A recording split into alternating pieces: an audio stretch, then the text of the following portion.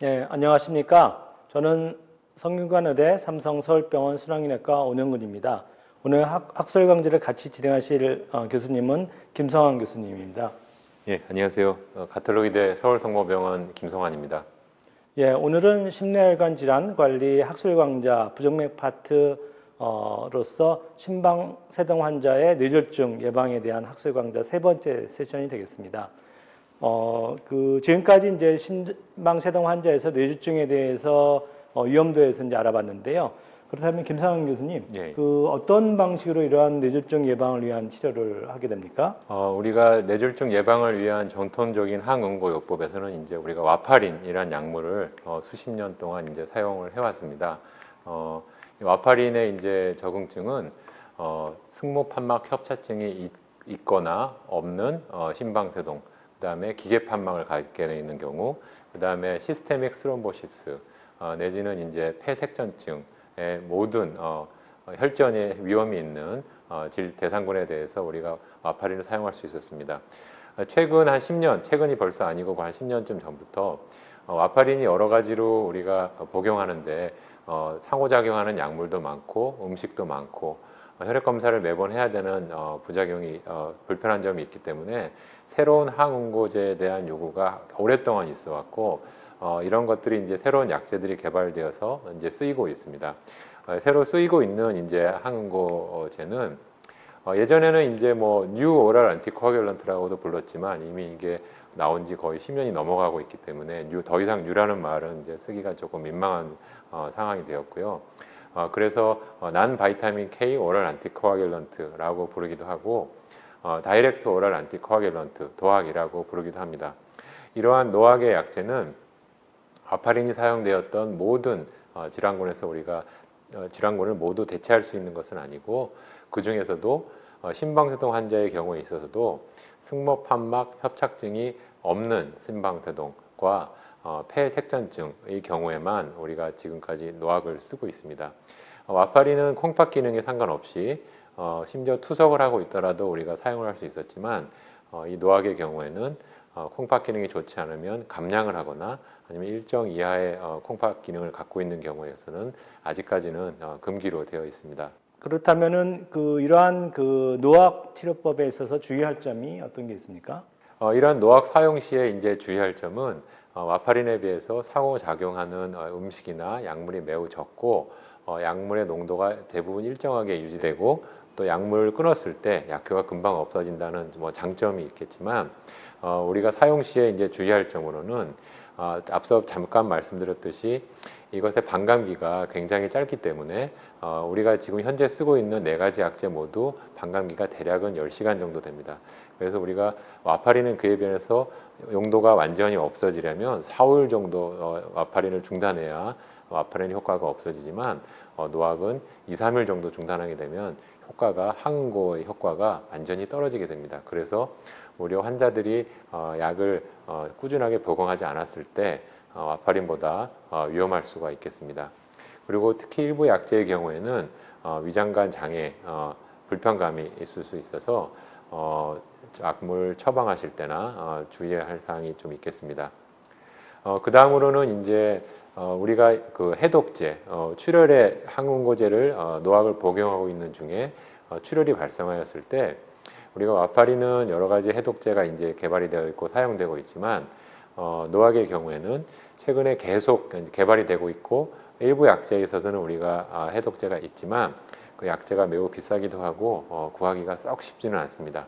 그리고 일부 약제는 아직 해독제가 일반적으로 쓸 수 없는 연구 단계에 아직 있습니다. 그래서 위중한 출혈이 있었을 때 해독제를 구하기가 쉽지 않다는 그런 단점이 있고 신장 기능이 좋지 않은 경우에는 약제가 용량을 많이 줄인다거나 아니면 금기가 되겠습니다. 그리고 이제 와파린은 굉장히 싼 약제지만 노학의 경우에는 아직 한 달에 환자 본인 부담금이 한 3만 원 정도 내외하는 비용 문제가 조금 더 우리가 약제를 처방할 때 감안해야 될 문제가 되겠습니다. 네, 그렇군요. 네, 그렇다면 이러한 이제 노학을 사용했을 때 중간에 이제 출혈이 된다거나 또는 이제 수술 또는 시술을 받기 위해서 중단해야 될 경우가 있잖아요. 예, 예. 그럴 경우에는 어떻게 하면 됩니까? 그래서 이것이 최근에 아주 문제가 많이 되고 있습니다.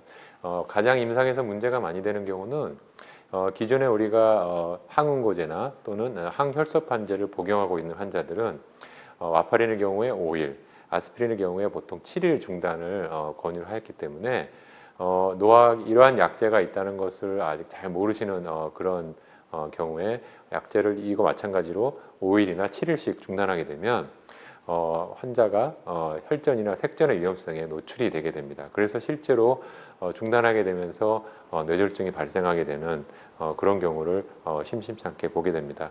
그래서 다른 와파린이나 이런 약제보다 우리가 원용 교수님께서 말씀하셨듯이 수술이나 시술 이런 직전에 어떻게 중단할 것인지, 며칠을 중단할 것인지 이런 것들이 아주 중요한 문제가 되겠습니다. 이러한 문제를 정함에 있어서 고려할 사항이 여러 가지가 있는데 첫 번째는 그 환자가 받게 되는 수술입니다.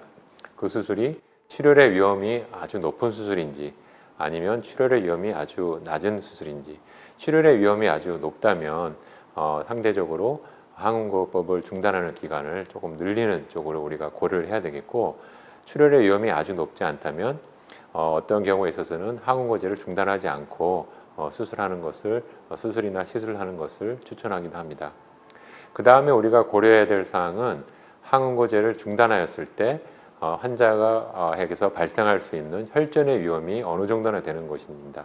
그것은 우리가 앞서 보여드렸듯이 환자가 승모판막 협착증을 가지고 있다든지 비후성 심근증을 가지고 있다든지 아니면 기계판막을 가지고 있다든지 아니면 아주 높은 체드 바스크 스코어를 가지고 있다면 항응고제를 중단하게 됨으로 해서 환자에게서 혈전의 위험이 아주 높기 때문에 가능하면 중단 기간을 줄이는 것이 필요하겠고, 그러한 혈전 위험이 높지 않은 경우에 있어서는 우리가 조금은 중단 기간을 늘릴 쪽으로 우리가 고려를 해볼 수가 있겠습니다. 또 한 가지 마지막으로 고려해야 될 사항은 환자의 이제 신장 기능이 되겠습니다.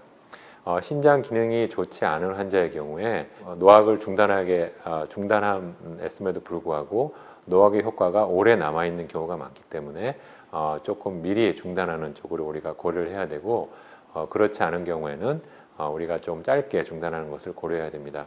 그래서 사실은 한 환자에서 노악을 복용하고 있는 환자에게서 시술 전후에 노악을 어떻게 중단할 것인가는 굉장히 복잡한 문제이기도 합니다만, 간단하게 요약을 해서 말씀드리면 지금 슬라이드에 보여드리는 것과 같이 가장 중요한 것은 환자가 받게 되는 수술이나 시술의 출혈 위험도입니다.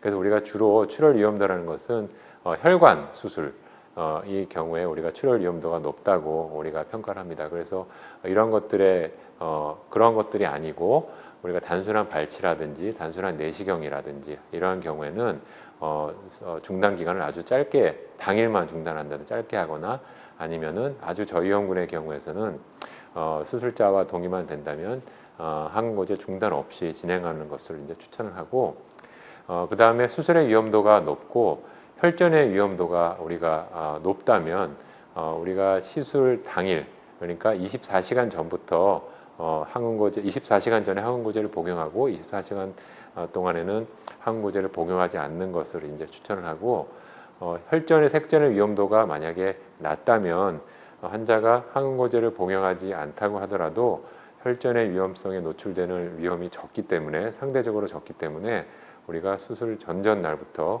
48시간 전부터 항응고제를 중단하는 것을 추천을 하고 있습니다.